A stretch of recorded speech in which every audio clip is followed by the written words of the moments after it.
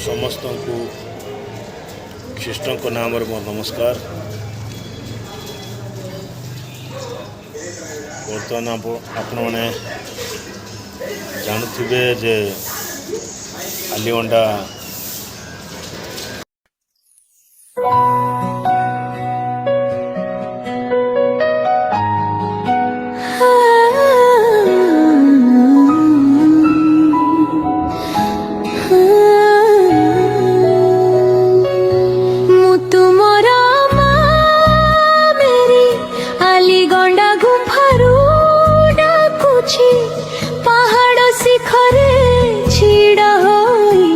पथ तुम चाही रही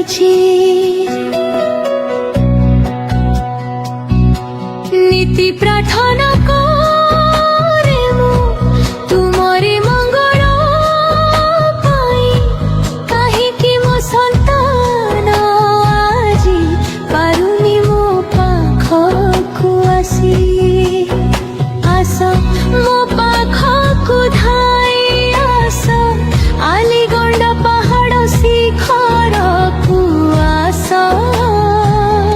मु तुमरी मेरी आकुल होई तुमको खोजुछि थरुटिए आसी शरण पस मो स्नेहर चरणे जीशु हरिबे सब दुख तुम जीवन ब्रंगणे मु तुमर मेरी आलीगंडा पहाड़ शिखरु डाकुछि फेरी आस मो संतान फेरी आस प्रेम सत्यर पथे फेरी आस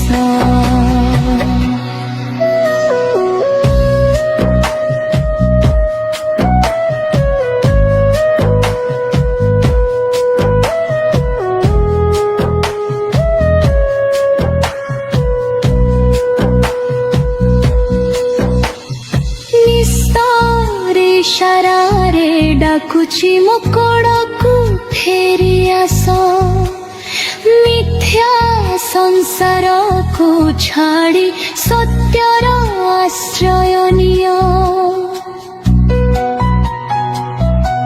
आस गो मोर भक्त गण मो बाहु बंधन को आस ए पवित्र लिंगने ही पाइब शाश्वत विश्वासु एठी प्रतीक्षारे तुम पाई एका छिड़ा होइछि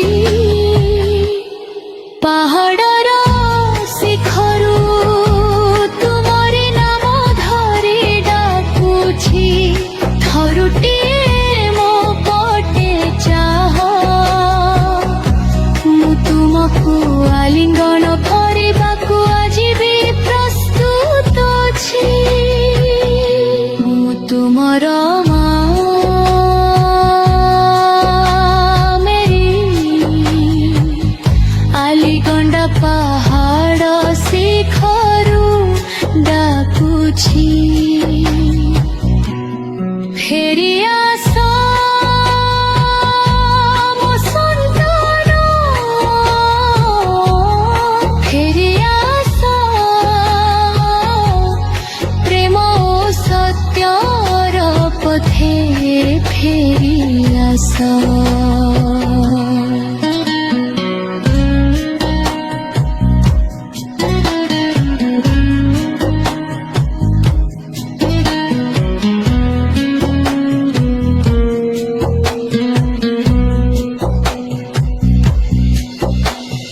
पिता माता सेवा ही मो सेवार असल पथ तांको दुख देले केबे हुएनी मो हृदय शांत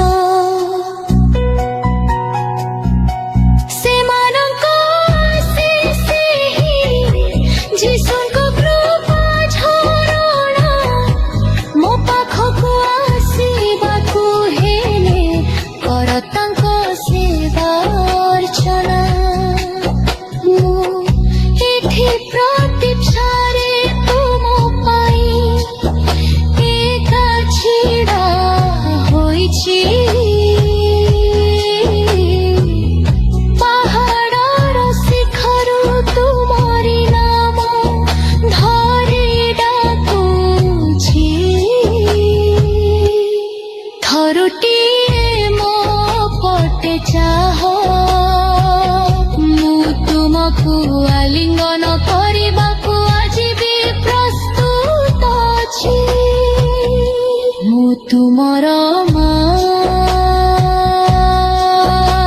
ମେରି ଆଲିଗଣ୍ଡା ପାହାଡ଼ ଶିଖରୁ ଡାକୁଛି ଫେରି ଆସ ମୋ ସନ୍ତାନ ଫେରି ଆସ ପ୍ରେମ ସତ୍ୟର ପଥେ ଫେରି ଆସ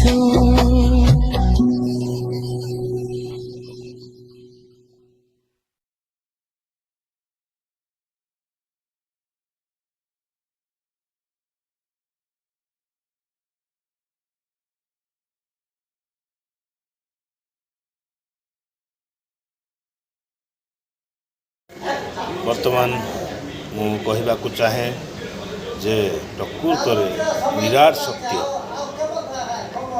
ସତ୍ୟ ଯେ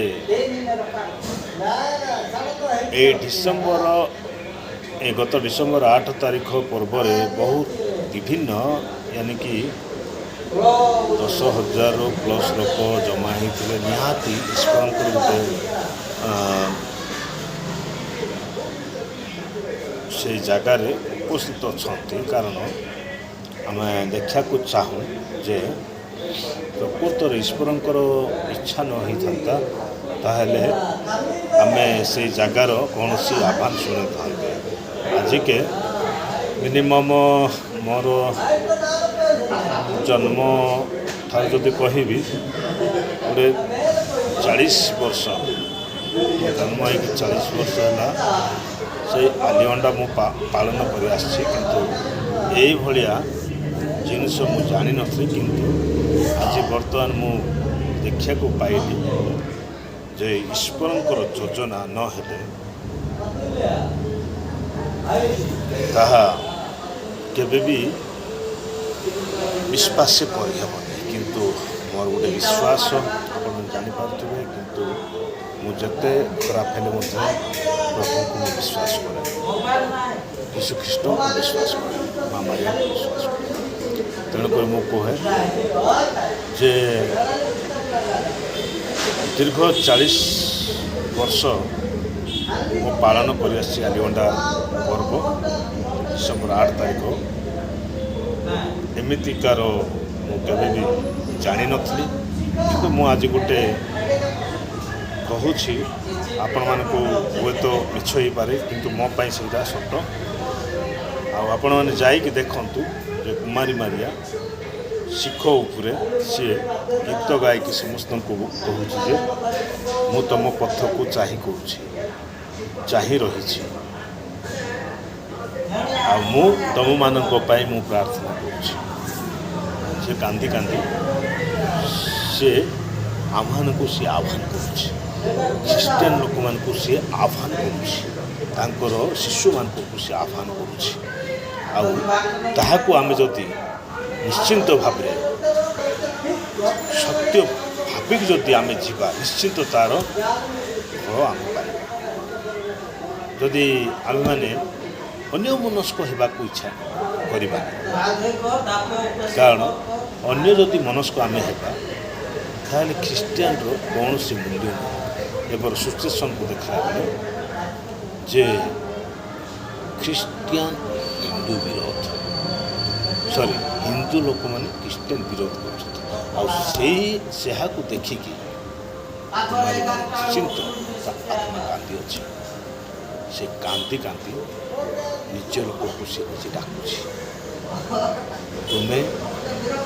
ତୁମ ପାଇଁ ମୁଁ ପ୍ରାର୍ଥନା କରୁଛି, ତୁମକୁ ମୁଁ ଜଗି ବସିଛି, ଆଉ ତୁମ ପଥକୁ ମୁଁ ଚାହିଁ ବସିଛି, ତୁମେ ଘରକୁ ଆସ। ଆଉ ସେତିକି ଭିତରେ ଆମେ ନିଜ ମନକୁ ପରିବର୍ତ୍ତନ କରି ନିଶ୍ଚିନ୍ତ ଭାବରେ ଆମେ ଯଦି ମା ମାରିଆଙ୍କ ନିକଟକୁ ଯିବା, ନିଶ୍ଚିନ୍ତ ଆମେ ଆମର ସଫଳତା ପାଇବା। ଆଉ ବେଶୀ କହିବିନି, ନମସ୍କାର କରୁଛି, ଧନ୍ୟବାଦ।